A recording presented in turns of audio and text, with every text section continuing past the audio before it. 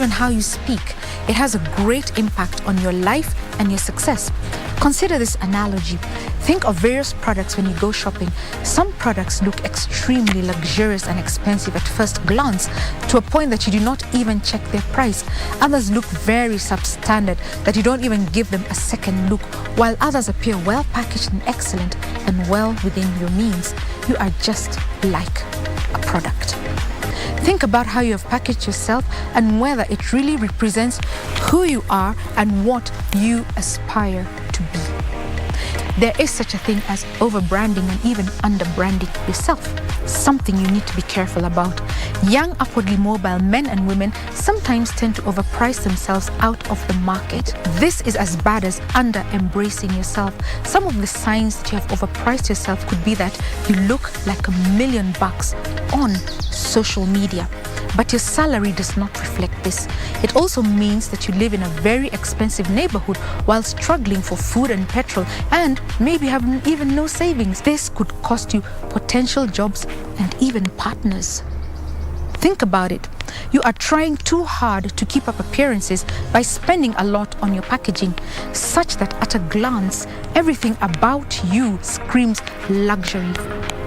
On the other hand, is an underpackaged person, and that is one who lives far below his or her means and could do some better packaging in order to meet his or her maximum potential. Aim to achieve the right balance by getting the best you can afford while ensuring that you do not break the bank. This is Self-Care Tips. I am Irene Joroge.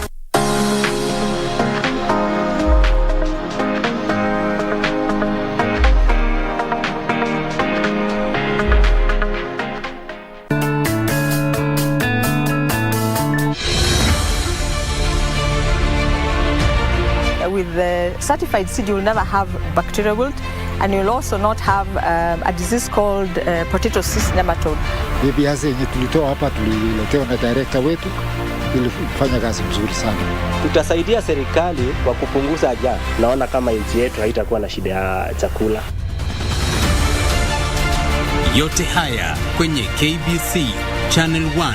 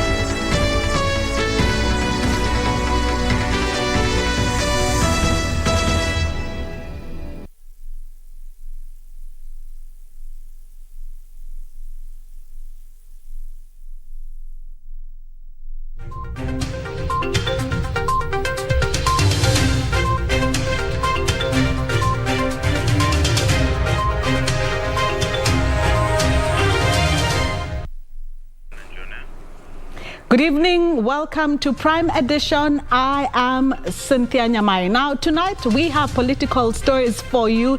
It is a hot day when it comes to the political scenes. We have those stories, and in business, young and industrious is what most of you have been asking for. In sports, Munga with all the action. But first, let's have the highlights.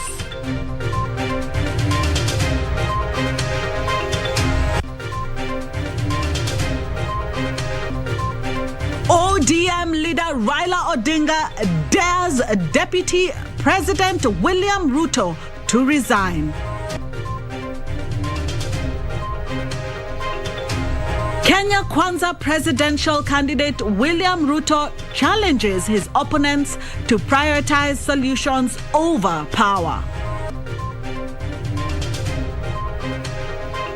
Kenya's economy rebounds from COVID disruptions to register a 7.9% growth.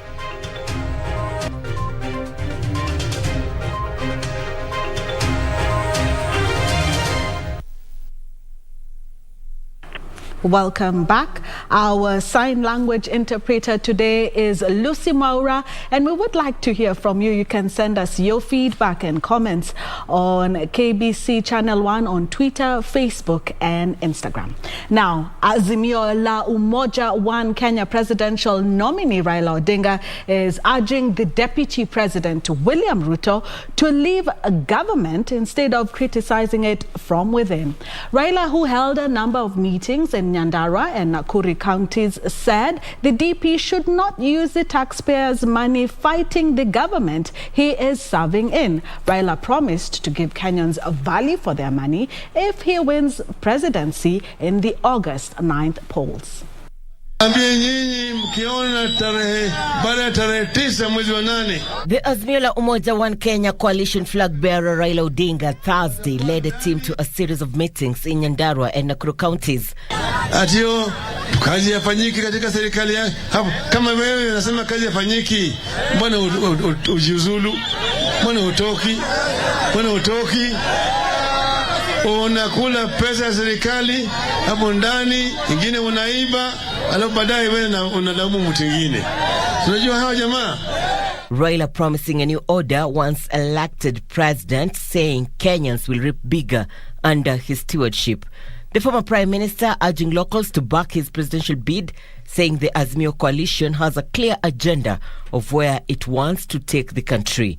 Tumesema ya kwamba kila mtoto katika taifa letu atapata fursa sawa kuanzia nursery mpaka katika chuo kikuu. Leaders from Central Kenya who had accompanied him called on Kenyans to rally behind the coalition in the August 9th general election. Tuhakikishe those 90 days tutaenda door to door. Na watu wetu wakikataa kusikiza tunapitia kwa dirisha. Tumefanya kazi na baba from 2003 mpaka 2013 for 10 years, so I know his capacity. Musikubali kuwa nje ya serikali. Nitakushikilia kwa vile nimekuwa mwanafunzi wako na Mheshimiwa Rais wa karibu sana. The coalition's executive director Raphael Tuju stating why the Jubilee Party severed ties with the Deputy President William Ruto.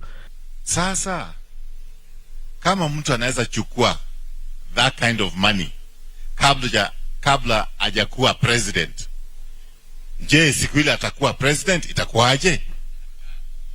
Kama mtu uwezi kumtrust kuchunga gala ya mahindi, utampatia Central Bank achunge? Irene Mchuma, Udim, the Prime Edition. Still on politics, Deputy President William Ruto has challenged his opponents to focus on finding solutions to the challenges facing ordinary Kenyans instead of being preoccupied with apportioning political positions. Ruto, who led the Kenya Kwanza team in a series of meetings in Nyamira and Kisii counties, pledged to oversee the construction of tea and coffee factories in the region to protect local farmers from unscrupulous middlemen. Wycliffe Catch reports. Second and final day in Gusiland. DP Ruto led the Kenya Kwanza coalition in yet another economic forum in Nyamira County in a bid to sell his economic model to locals. Ruto challenging his opponents to develop an agenda that will address the plight of Kenyans. Na ndio tunasema priority ya Kenya sio kubadilisha katiba kutengeneza vyeo ya viongozi. Priority ya Kenya ni kubadilisha uchumi, tuweke pesa ya serikali katika sekta ambayo itatoa ajira kwa vijana wa taifa letu la Kenya. Ruto said should the coalition form the next government, it will oversee the construction of tea and coffee industries in the region to protect local farmers from what he termed as abuse by unscrupulous middlemen. Priority yetu namba moja, tunaweka bilioni 100 katika mambo ya housing, agro processing, value addition, manufacturing ile tumeongea hapa, ndio kupatikane nafasi za ajira za vijana wetu wa taifa la Kenya, tukianza na vijana wa hapa Nyamira. The principals also promised to relook at the health sector, pledging modifications to the NHIF program. Lakini serikali inayokuja itakuwa focused kuinua mwananchi wa chini. kwa sababu tunajua ya kwamba kazi ni kazi, lazima iheshimike. Na tumesema hivi, wale ambao ni mapato yao ni ya chini, kama mama mboga pale na mtu ya bodaboda hawawezi kulipa shilingi 500, tutapunguza gharama ya wale mama mboga na bodaboda. Na wale tunapata mshahara kubwa kama William Ruto na wengine, tutajiongezea tulipe zaidi, ndio kila Mkenya abebe mzigo sawa na mwenzake ya kulipa gharama ya matibabu katika taifa letu la Kenya. Leaders who attended the meeting urged locals to rally behind the DP and the coalition. Kama watu wa Kisii na Nyamira counties mbili tumeshikana, na ukiangalia hapa Nyamira wabunge 4 wabunge 3 out of 4 na viongozi wote na hao wazee wa heshima na wamama ambao wameketi hapa, wameketi tangu asubuhi hadi wakati huu kwa sababu wanaamini uongozi wako. Tangu tupate nafasi ya Wakenya kutafuta kura ama vyeo mbalimbali, kwa cheo cha rais, we have the highest number of independent candidates that you can ever think of for the position of president. Huenda some of these independent candidates are also projects ya kugawanya kura ya urais. The Kenya Kwanza coalition concludes its 2 days political engagements in the counties of Nyamira and Kisii with a clarion call on the locals to back it in the upcoming polls. The coalition now switches gears to the Mulembe Nation starting Friday. For Prime Edition from Nyamira County, I am Wycliffe Okech. Wiper leader Kalonzo Musyoka now says he expects nothing short of being named the Azimio la Umoja One Kenya Coalition Party's deputy presidential nominee. The Wiper Party leader says he has enough experience, having served as vice president and Raila Odinga's running mate in 2 election cycles, and will therefore not subject himself to any vetting set up by the coalition. Even though the panel has opted to vacate the idea of physical interviews for Raila Odinga's running mate hopefuls, the possibility of subjecting Wiper leader Kalonzo Musyoka to the process continues to elicit mixed reactions, with Kalonzo coming out to state his stand. Kalonzo decided to do a whirlwind tour of Machakos and Makueni counties as he sought to assure his political base that all was well. The Wiper Party leader guns blazing, accusing those keen on subjecting him to a running mate vetting process of seeking to undermine him. Hakuna mchezo hapa. Hakuna mchezo. Kama unadhani unaweza kumtisha Kalonzo, you need prayers, my friend. Na nitakuombea tu. Nitakuombea. Na sipangwingwi. Uwezi kunipanga. Sipangwingwi.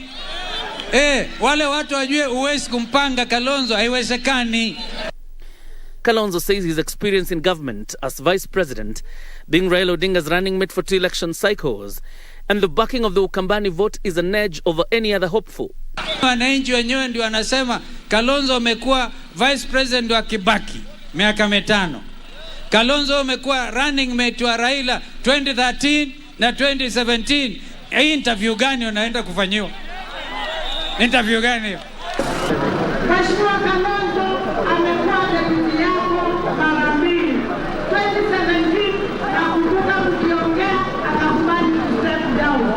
Nakuuliza, nakwambia Mheshimiwa Raila Odinga baba, angalia hao wengine hawana numbers. Mkitaka Raila asikuwe president, jaribuni kunyima Kalonzo nafasi ya deputy president.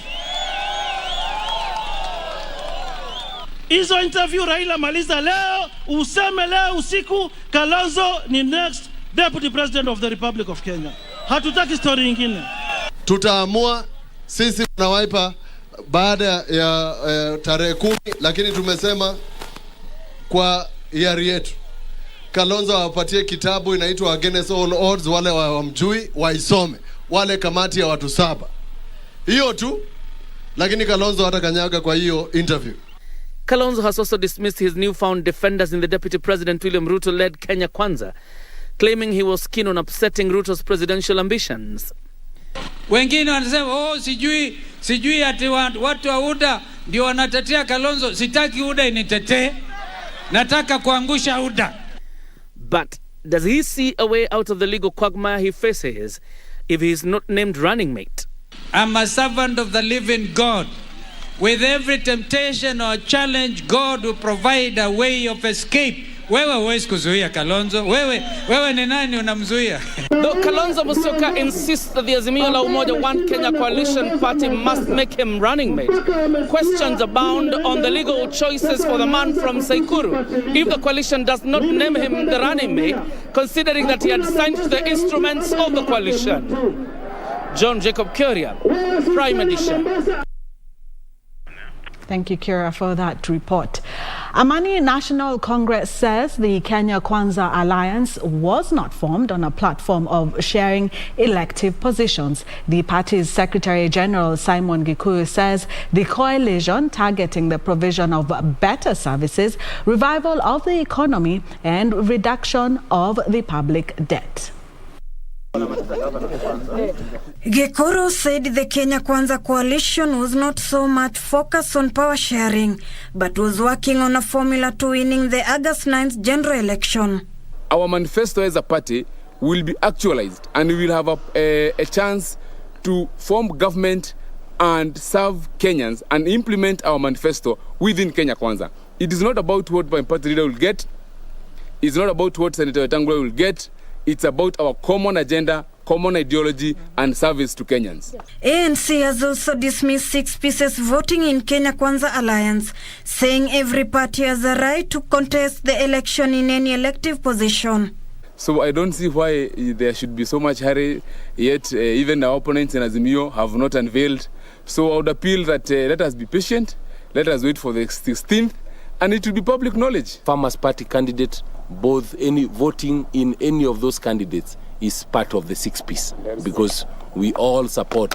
Kama waniaji ndani ya Nairobi County, ndani ya Kenya nzima, ya kuwa tunafanya kazi pamoja, hakuna 6-piece, ni nguvu. In Nairobi, a section of elderly women drawn from Mathare constituency has endorsed Agnes Kagore for the independent governorship in Nairobi County after the Jubilee Party gave Polycarp Igathe the ticket. The group accusing the Jubilee Party of being unfair to women leadership and vowed to campaign for Kagore to capture the seat. Kwa maana kama hawatapea Agnes Kagore hiyo ticket ya Azimio, sisi wa mama wote tutatoka tuende kwa chama, tukae hivyo au tuende kwa kwa independent. Tunataka Agnes Kagore. Tukasido ni kitu gani Kagore alikosa, ama ni masomo tuambio, ama ni nini kile alikosa, tukaletwa mwanaume. Tunataka Agnes Kagore. Meanwhile, the ODM gubernatorial aspirant Moitalel Olekenta is assuring minority communities residing along the Mau Forest of equality opportunities to both levels of government if elected. Speaking at Ololulunga Center during a consultation meeting with over 200 representatives, Olekenta promised to ensure the community enjoys the fruits of his administration once elected. Kama jamii ya Wamasai, lazima ndugu hao wetu na marada hao wetu wawe na sisi hata kwa mambo ya uongozi na mambo pia ya kupata nafasi kwa serikali ya juu.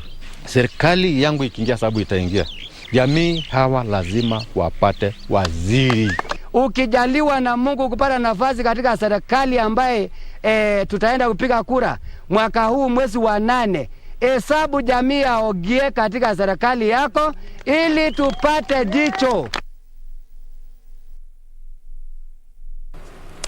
Let's take a short break, but when we come back, we have the business stories for the day.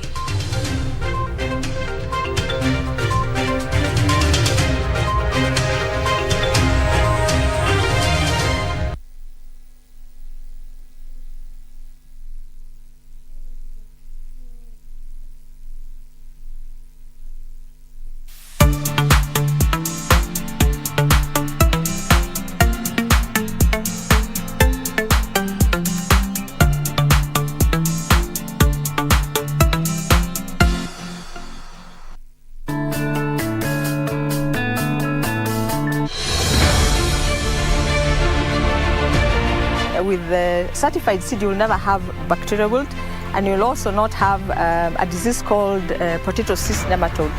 Viazi yenye tulitoa hapa tuliletewa na director wetu, ilifanya kazi mzuri sana. Tutasaidia serikali kwa kupunguza ajali. Naona kama nchi yetu haitakuwa na shida ya chakula. Yote haya kwenye KBC Channel 1.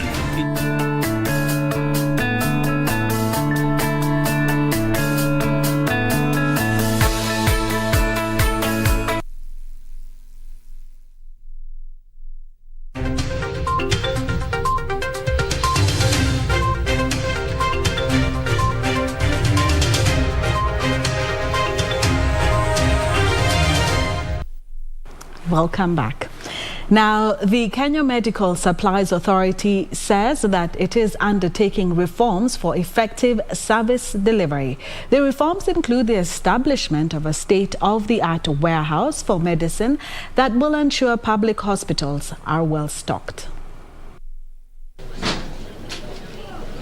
The Kenya Medical Supplies Authority has outlined some of the reforms it is undertaking to ensure it restores trust of the public and offer proper services. As part of this endeavor, KEMSA now says that it has established a state-of-the-art warehouse for medication that is currently 90% complete and is set to be fully operational by the end of this year. KEMSA has done its bit by ensuring that we have the commodities that are required for use in the facilities. It is now up to the counties then to place in their orders on time so that we can make deliveries, and they also, we appeal to them to make sure that they also pay us on time. The authority says that it was in talks with USAID over their relations over a recent fallout over graft allegations and supply of ARVs. We are at a very advanced stage of getting them to come back fully to support the operations of KEMSA. So that's the difference between then and now. And we're looking at come August, September, we should be fully operational with USAID. KEMSA maintaining that nobody had been sacked and that the over 500 employees sent home were still on the payroll and were working from home. The employees that took leave took the leave that was owed to them, that they needed to check. This is just part of the process, part of the restructuring process that we are going through. Meanwhile, the Ministry of Health has received 21 vehicles from the Global Alliance for Vaccines and Immunization Gavi that will support distribution of immunization resources from the depot to the sub-counties. Kagwe noting that there was concern over low uptake of routine vaccination among children under 1 year in the country that has made more susceptible to diseases. Families that have ensured the vaccination of their children have managed to save lives of their children. How many deaths, how many funerals have we been at simply because children did not get vaccinated? Nancy Okwari, Prime Edition. Kenya's Press Freedom Index has improved from position 103 to 69 globally in 2022. According to the latest rankings by Paris-based Reporters Without Borders, Norway, Denmark and Sweden are safest countries for journalists to work in, with North Korea and Eritrea ranked as the worst, respectively. The report assessed the level of media freedom in 180 countries and territories. As media stakeholders commemorated the World Press Freedom Day themed Journalism and a Digital Siege, safety of journalists was a key highlight during this year's annual media summit. Kenya has improved in rankings in the latest Press Freedom Index. The World Press Freedom ranking, where Kenya has been ranked number 69, the highest ever, up from number 103 last year, largely because while number one, the attacks on journalists have reduced, but the Media Council, in the report we submit annually to UNESCO and the UN, we were able to respond to 97% of all cases of threats against journalists. And by 97%, it means every case reported was acted upon. Media Council of Kenya Chairman Maina Muiruri attributing the improvement to dedication of media stakeholders who have been on the forefront in promoting freedom of opinion. World Press Freedom Day has tackled the theme of journalism under siege. The siege means attacks, not just physical, not just verbal, but other factors that are attacking journalism. One of them is digital disruption, which has infiltrated the field of media. According to the latest report by the Paris-based Reporters Without Borders, North Korea, Eritrea, Iran, Turkey and Myanmar had the worst record on media freedom. Norway, Denmark and Sweden were ranked the best countries in the world on press freedom. The survey assessed 180 countries on the level of media freedom. If they have correct information, they would develop their own ideas for their own benefits. So we should allow the system to provide it for the people. Media owners have been challenged to address cyberbullying and profiling of journalists and their line of duty as they continue embracing professionalism and credibility in the practice of journalism. Reporting for Prime Edition from Nairobi, my name is Frederick Mwoki.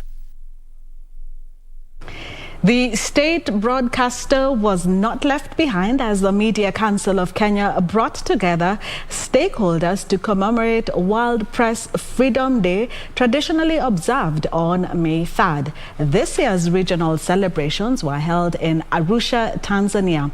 Adding his voice on media space, the acting editor-in-chief Graham Kira said it is critical for scribes, especially in Kenya, to use the digital space professionally. Beatrice Gatonya with the details. KBC's acting assistant editor-in-chief Graham Kirwa underlying the importance of media convergence in an era where digital space is more preferred. The best thing for the old media is to go convergence, to ensure that their products are not only relayed on the old channel platform, but they also capture the digital era. Yeah? So all the programs must be tailored to ensure that the old media also goes digital. He said the rise in digital journalism has brought with it both pros and cons, even as he emphasized on the need for journalist safety. Digital space seems not to be well regulated. The information being passed at the digital era or the digital space is mainly propaganda, lies, mudslinging.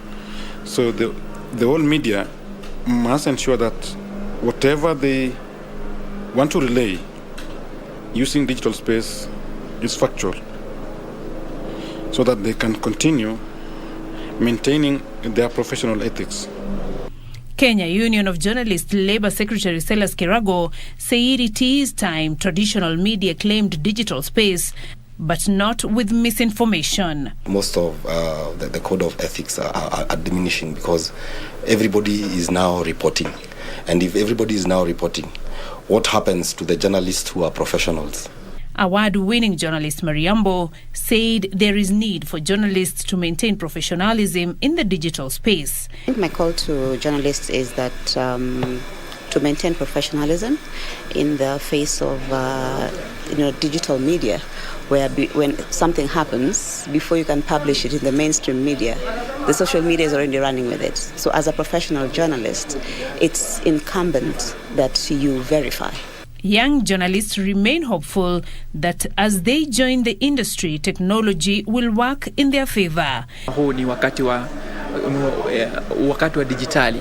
Kwa hivyo kama mwanahabari ninahitajika kuhakikisha kwamba habari ambazo ninazitoa ni za uhakika, ni za kweli na ni zenye kuaminika, kwa sababu katika wakati huu wa kidijitali kuna habari nyingi ambazo zinaenea hukule mitandaoni. Nyingine baadhi ya habari hizo si sawa, ni za uongo. I'm hoping that as we get to share our news, stories, any agenda we are pushing online, that we get to hold that presence, and we get to reach more people and also elicit the right kind of feedback that we are trying to get. A meeting of scribes in Arusha, Tanzania, to mark World Press Freedom called for a relook in laws concerning use of digital media. The World Press Freedom Day was declared by the UN National Assembly in 1993. It serves as a reminder of governments to respect press freedom. Beatrice Getonyangetich, Prime Edition. Okay, that is our newsroom. But I want to take you all the way to Serena Hotel, where the ICTCS Joe Musheru is currently speaking. Mambo imeisha, tumalizie hapo, si ndio? I hope that is sufficient as a response. Asanteni sana.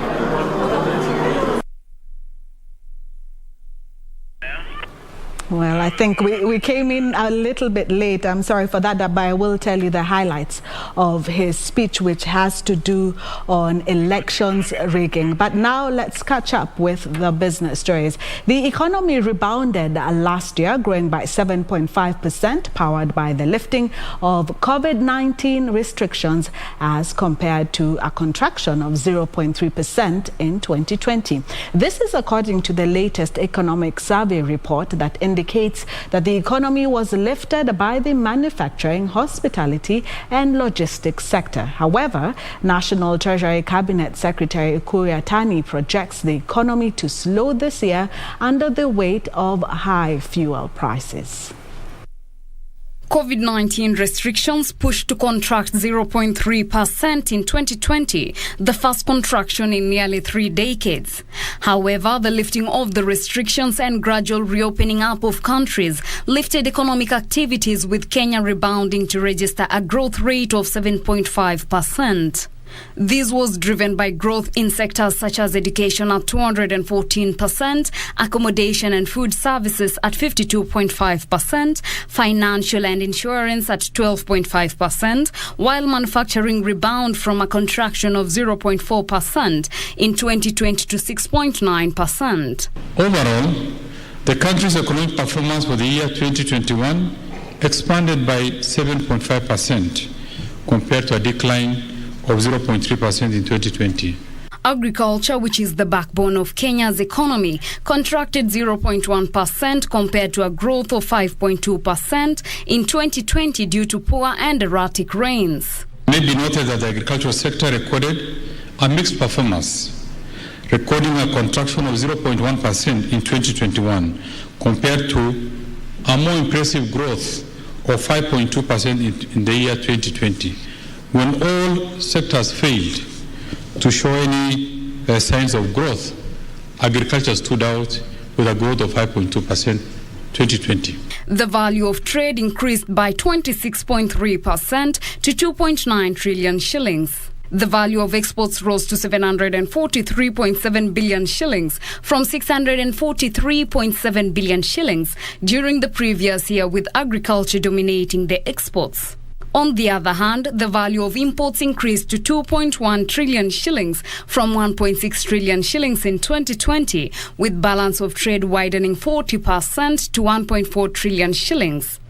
To continue accessing the international markets, noting that the number of reduced flights in and out of the country at that time, because when in and out flights were reduced, the challenges of the air freight was a big problem, and the government came in, gave subsidy, gave incentives, and as a result of this, they were kept afloat. These interventions were aimed at supporting the sustenance of our farming and communities by providing continued gainful employment for thousands of workers in the sector. Even though Yatani expects the economy to continue growing, he says the growth is unlikely to match the 2021 figure due to rising inflation, higher fuel prices, and a weaker shilling. Reporting for Prime Edition, I am Teresa Mutai. Flamingos have flocked back to the Lake Bogoria in Baringo County after the end of the breeding season at Lake Natron in Tanzania. The flamingos courting dance at the lake, a natural heated swimming pool, and the rich culture are some of the key attractions in Bogoria, as Irene Muchuma Odim highlights in this week's episode of Magical Scenes.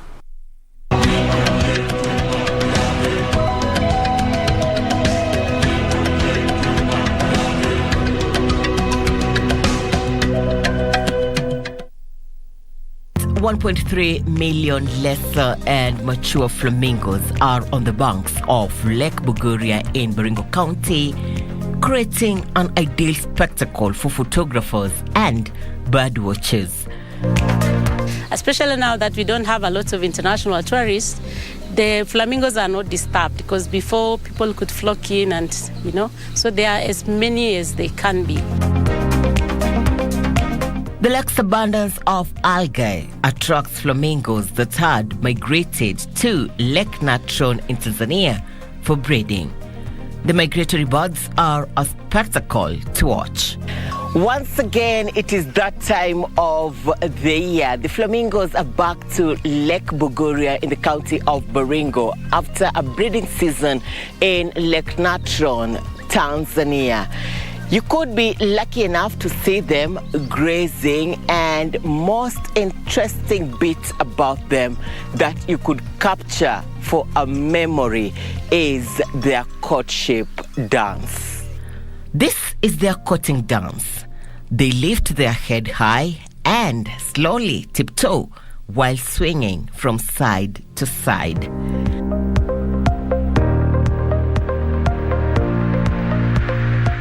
Their grazing tradition is also admirable. Lake Bogoria is also known for hot geysers that are medicinal and are a key tourist gem.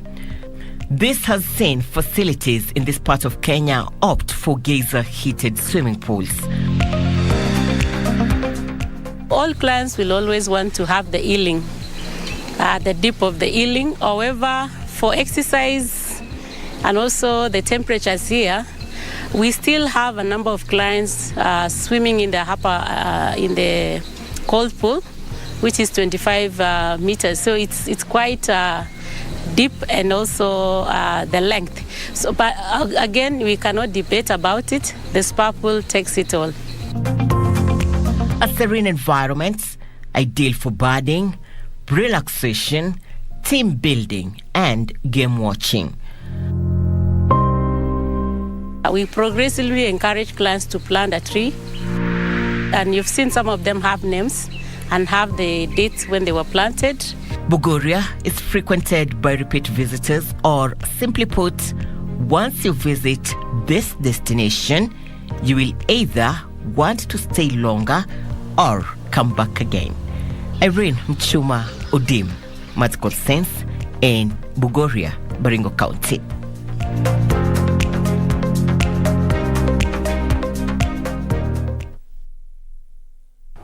We cannot debate about it. The spa pools take it all. Magical Scenes comes to you every Thursday. We really do have a beautiful country. Now, moving on.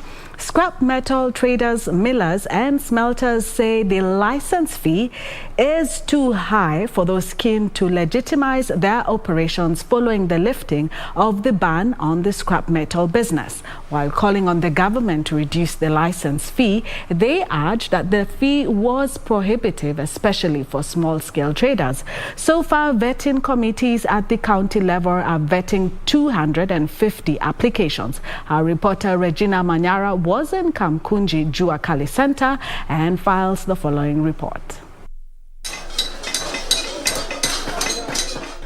The government banned the trade and export of scrap metal in January this year following increased cases of vandalism targeting telecommunications and electricity supply chain that occasioned several cases of power outages. We have put a moratorium on the export or buying and selling of any scrap material until we have put in place proper guidelines that will ensure that that material is not coming from the hard-won investments. However, last week the government announced the lifting of the ban on dealing, buying and selling of scrap metal in the country effective from beginning of this month. Most of our members live on less than $1 per day. So if you tell them to buy a license of 50,000, it is not possible with them. But it was not a blanket lifting of the ban.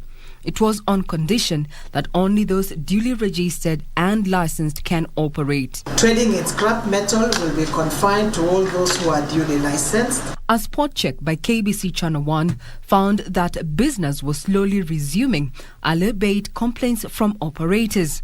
Mambo ya allowances hiyo bila imeweka hiyo mambo ya allowances juu kwa sababu ndio inafanya watu hawezi kuuzia scrap kwa sababu wakifungua wanatakana hizo allowances na hiyo allowances ndio inaleta shida ndio sababu hawezi fungua scrap. Sasa mambo ya allowances yamefanya tunaumia zaidi. Among key concerns for scrap metal dealers is what they term as high license fees. Licensed dealers, millers and smelters trading over 5 tons of scrap metal are required to pay an annual fee of 250,000 shillings. Collectors, Juakali businesses trading over 3 tons pay 150,000 shillings in annual fee, while steel fabricators, motor vehicle salvage operators and stockists of second-hand motor spares, rewinders and local welders are to pay 50,000 shillings annually.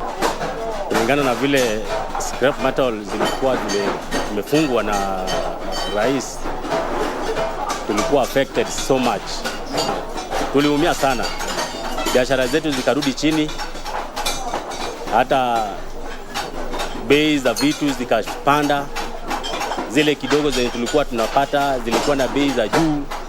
Kwa hivyo hata bidhaa zenye tulikuwa tunatengeneza hazingeweza kupata soko kwa sababu wateja wangekuja wakisikia bei yenye tumelipisha kulingana na material yenye tumenunua walikuwa wanasema kwamba ni bei ya juu.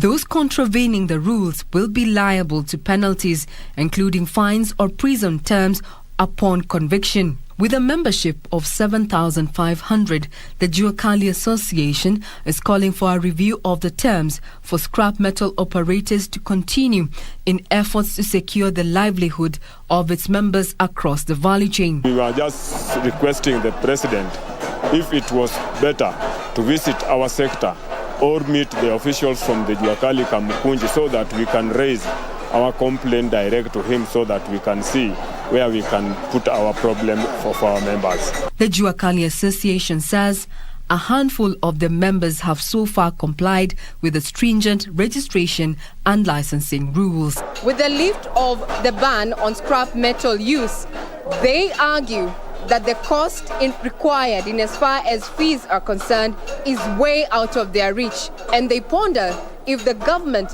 can really give them an opportunity to continue doing business in a conducive environment. I'm Regina Manyara, you're watching KBC Channel 1. Thank you, Regina, for that detailed report. Now, from Juakali to the tea sector, where the Tea Research Institute plans to establish a specialty tea incubator that will set standards for orthodox tea meant for export. This is part of a plan to reduce orthodox tea variations as Kenya seeks to increase specialty tea export volumes and earnings.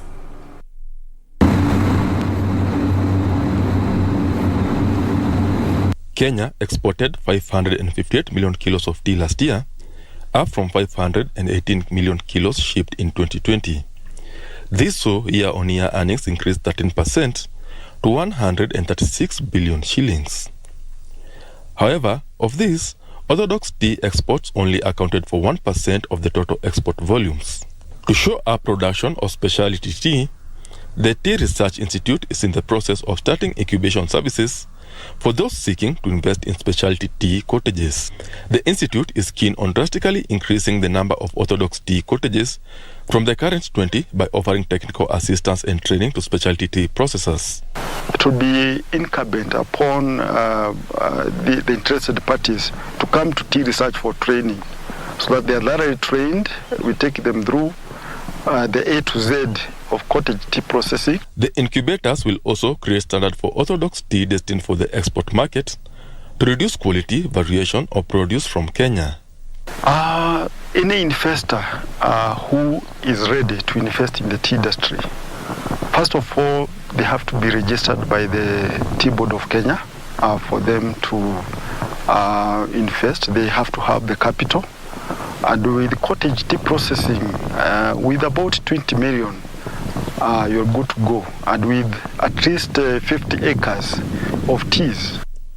Kenya is seeking to increase her global orthodox tea market share that is currently dominated by China, which exports about 350 million kilos of specialty tea annually. There's potential for specialty tea markets in the world, majorly in Europe and America. Specialty tea being, by virtue of it being of high value, it fetches more. Considering Kenyan tea is almost organically grown, we do not spray our teas. We have the best tea varieties for specialty products. So it will be very easy for eventually our tea specialty teas to dislodge other specialty teas from other sources like China and Sri Lanka. Germany is among markets that Kenya is eyeing to increase shipments of specialty tea, as well as other European countries. Let me now take you to Kitui County, where groups of women have swapped charcoal burning and logging activities with fruit and vegetable farming in effort to conserve the forest cover. The group grows fruits in deforested areas, both as an economic activity and to conserve the environment. It acts as a medicinal. We are making sure that it is not used up for cutting firewood. We prefer to plant a moringa tree. We use its leaves for medicine. We crush the seeds to clean our water for drinking. And its leaves, when it drops down, it makes manure to protect our earth. In her younger days, Museni Ndanu witnessed trees in her home area felled regularly for charcoal and logging as source of livelihood.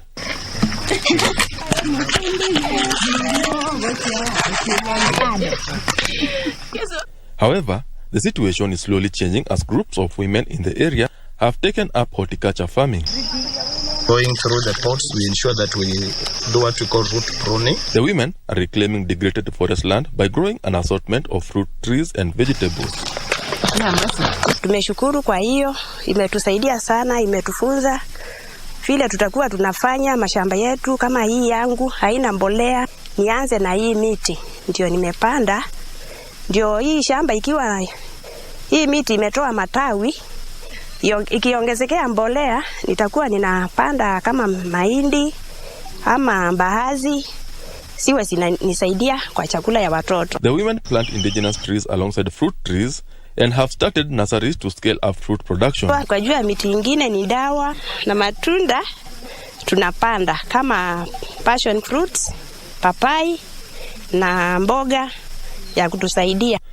The group of 16 says each make 25,000 shillings a month from this venture and are planning to scale up their operations and expand their markets. Tumesaidika sana kwa hiyo, na kuna mahali tumetoa, tulikuwa hatujui la kufanya tukiwa na shamba kama hii, na vile vile matunda inatusaidia sana kwa sababu tuko na watoto, na hii mti itakaa kama miaka 15 na tumeifurahia. The International Tree Foundation and Kenya Forest Research Institute are working with the group to inculcate the best afforestation practices to sustain their venture and restore the area's forest cover. Where communities burn and produce charcoal, there's over-harvesting of sandalwood that is of concern, but also very much available in these ecosystems. Logging, particularly for furniture and for other purposes. The natural regeneration areas, we are seeing the conversion them into commercial and also other land uses. International Tree Foundation, we plant trees with the communities. It's a community-led organization whereby we work with the communities to conserve our forests. We believe that women are the beginners and nurturers of nature. We also incorporate fruits for nutrition. They are doing it as an investment, as an enterprise, so that they are able to keep their children in school. And together with the women in all communities that we work in, we have seen quite a big difference on the forests, on their areas in their farms. In the dry areas, we have got a lot of indigenous fruit trees, which have been not been properly utilized. One of them is the Vitex bios. In the local name is called Kimu. The other one is Zemenia. The other one is Baobab, the huge tree. We are trying to add value other than selling the seeds like Baobab. You get the mabuyu, but from the mabuyu you can add value and get some juice from it. For the pios or Vitex pios, we can also get jam instead of using the common bluebird we are using. In the dry areas, especially here in Kitui, a lot of lands or farmlands have been degraded. We have come up with dryland babu, which we are trying to reclaim or rehabilitate, and we are trying to tell farmers how to capture or how to reverse the trend of the soil erosion using the bamboo for soil conservation. The groups hope that the afforestation venture will not only sustain their livelihoods, but also improve the area's ecology to support more farming activities in future. Benson Rioba for FarmWise.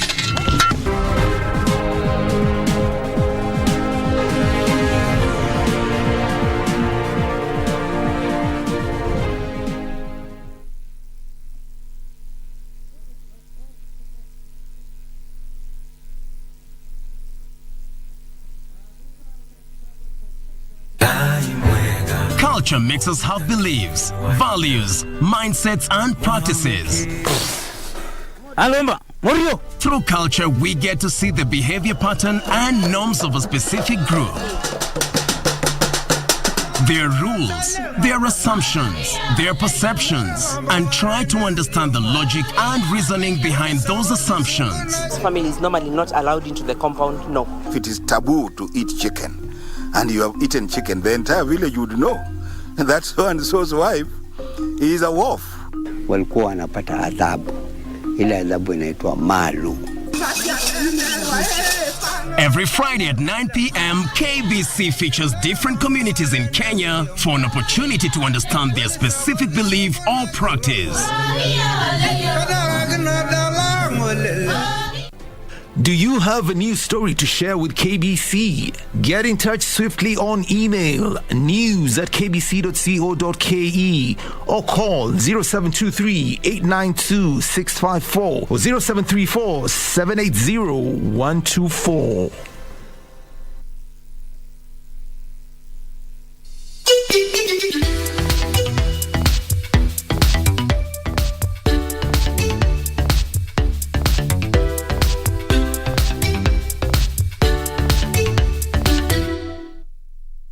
Ili kupata daktari wa tumbo kama sikiza tune yako, bonyeza *811 *396#. Alo, daktari. Nimekula githeri sahani ya kwanza, sahani ya pili, alafu sahani ya tatu. Nikapandilia avocado 2. Wakanilazimisha na mchele vijiko 7. Kupata daktari wa tumbo, dial *811 *396#. *811 *396#.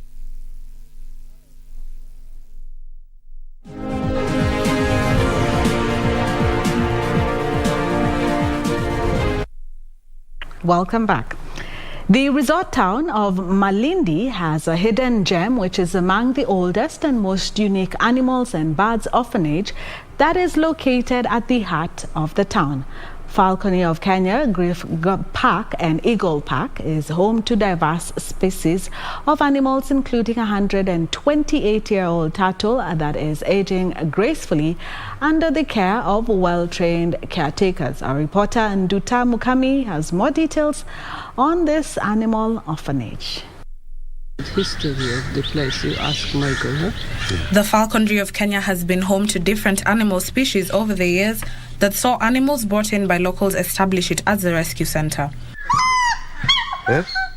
Michael Kahindi, the man behind the steering wheel of the animal orphanage, has always made sure that the animals are properly fed and taken care of.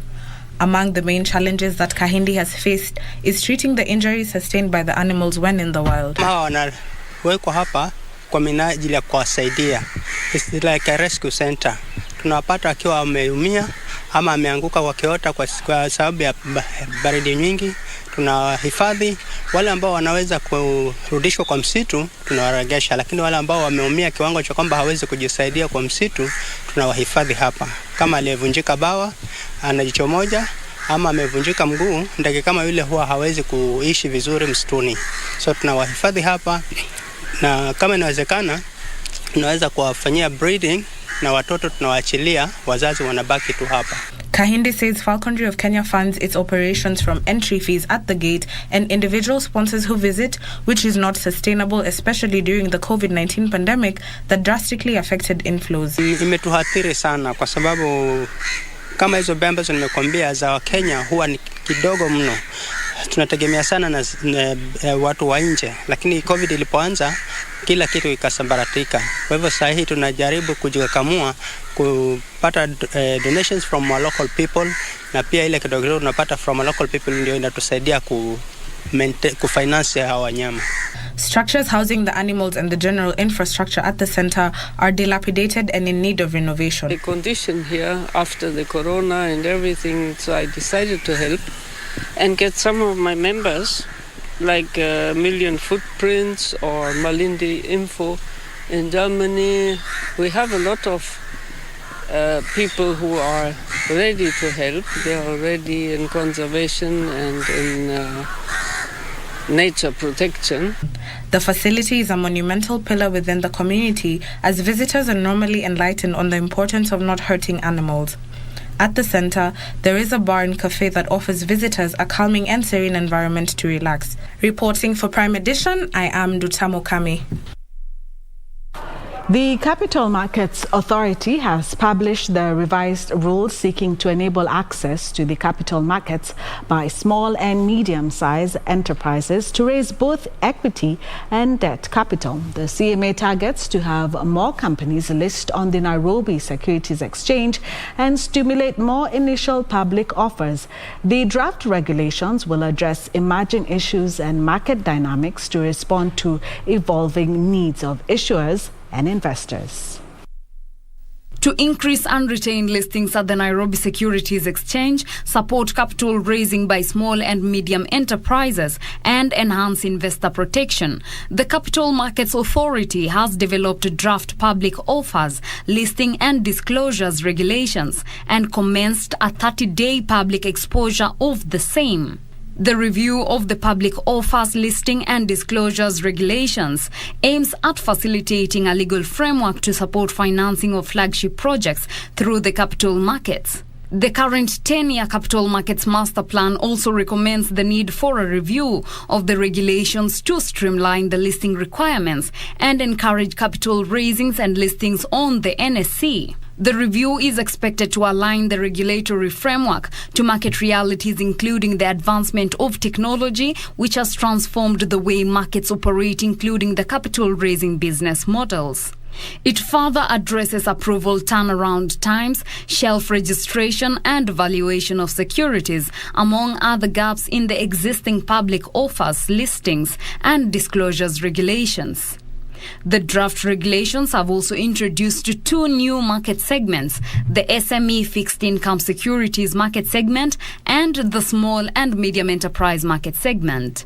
The SME fixed income securities market segment is a market segment for listing debt securities with an initial offer size below 250 million shillings or an amount set by the CMA. The small and medium enterprises market segment is a market segment for listing non-debt securities issued by SMEs. Other offers introduced include special purpose acquisition vehicles, which are issuers set up to raise funds through an initial public offering by buying another company, and electronic offers of securities, considering the use of the internet or other electronic automated means.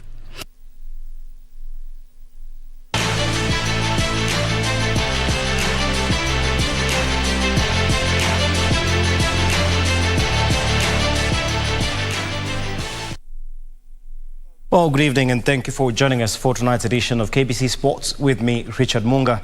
Now, three-time Olympic champion Shelley-Ann Fraser-Pryce and Tokyo 2020 gold medalist Lamont Marcel Jacobs arrived in the country ahead of Saturday's Kip Keino Classic Continental Tour gold label meet in Nairobi. Three-time Olympic champion Shelley-Ann Fraser-Pryce and Tokyo 2020 gold medalist Lamont Marcel Jacobs have arrived in the country. The Jamaican sprint queen and 9-time world champion Fraser-Pryce will scale back her race, eyeing to win a 10th World Championships gold at the 2022 World Athletics Championships in Eugene, Oregon this summer. And as a Jamaican, we are known for sprinting, and we definitely want to be in a country that embraces us and supports us as athletes, and why not come to Kenya? Meanwhile, Italian hero Jacobs will also compete at the Kip Keino Classic. Jacobs stunned the world when he stormed to a surprise men's 100 meters victory at the Tokyo 2020 Olympics and is looking to extend his imposing form this year. Fantastic, it's amazing. It's my first time in Africa and in Kenya. I'm really happy to be here. I can't wait to compete. I know the track is really fast. I have a good competition. It's a really good competition, and I can't wait to compete. 27-year-old Jacobs will count the challenge posed by an intimidating men's 100 meters field at the Kip Keino Classic that has, among others, American Fred Curley, whom he beat in Tokyo, and African record holder Fanidad Omanyala from Kenya. Meanwhile, Ghana's exchequers were held to a barren draw by USIU today afternoon as the ongoing International Gold Cup Invitational Hockey Tournament entered its last day at the Sikh Union Club in Nairobi. Earlier on, the Kenya Police men's team registered their third win in the tournament, following the 3-2 win over Strathmore University at the same venue.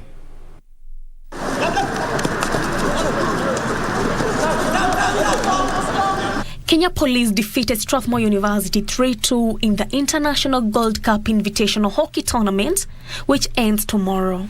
Kenya Police won after their forward, Oliver Echenje, and tactical midfielder Moses Cheplaiti successfully converted awarded penalty corners after forward Titus Kemutai had opened the score with a field goal. Strathmore was not left behind as managed to net 2 field goals, with Nicholas Muchiti netting in the 36th minute and Noel Lomotum giving the team their second goal in the 47th minute. The main thing we're supposed to do tomorrow is man-on-man, because they move to space most of the time. So we have to cut the spaces, and we'll win the trophy for National Police Service and our SACCO, who are the sponsors.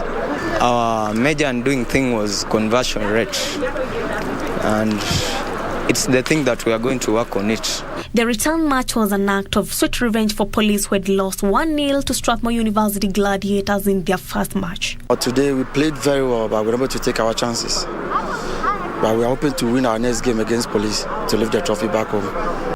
In a match played later on, Ghana's exchequers were held to a goalless draw by the USIU University, which had initially lost 2-0 to the Ghanaian team. USIU goalkeeper Samuel Selong managed to save the team by successfully stopping 8 penalty corners. We've learned how to mostly maintain our structure, which has been a challenge, and to control the game. Yes, and also in our finishing, we have improved. We had a struggle of converting goals, but at least in this tournament we have scored at least goals, yes. The exchequers are leading with 11 points, while Kenya Police comes second with 9 points. We didn't expect this toughness, but then it's a game, and we appreciate whatever has come. The boys have it, and they have what it takes, and we believe in them. So we believe we will have a win tomorrow. USIU and Strathmore are 3rd and 4th respectively in the round-robin tournament that is being played both home and away. For sports, I'm Nora Mwangi.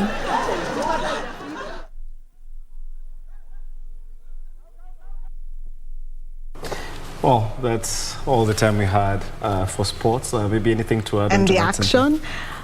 I'm sure you're excited about the comeback by Real Madrid yesterday against Man City. Of course, it was an exciting game. Yes. And I mean, most football fans, they were hoping that Man City doesn't make it to the final.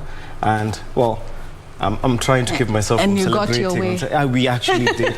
And the Europa League resumes tonight, the second leg of the semi-finals, whereby you have West Ham United playing against Eintracht Frankfurt of Germany, while Rangers take on Leipzig. Both German teams actually lead on aggregate from the first leg matches. Rangers 1-0 behind, of course, Leipzig and West Ham 2-1 down against Frankfurt. So maybe that's something to look forward to tonight. And we're going to leave on a high note since Munga is all excited. But from me and the rest of the team, we wish you a good night. Do have a good night.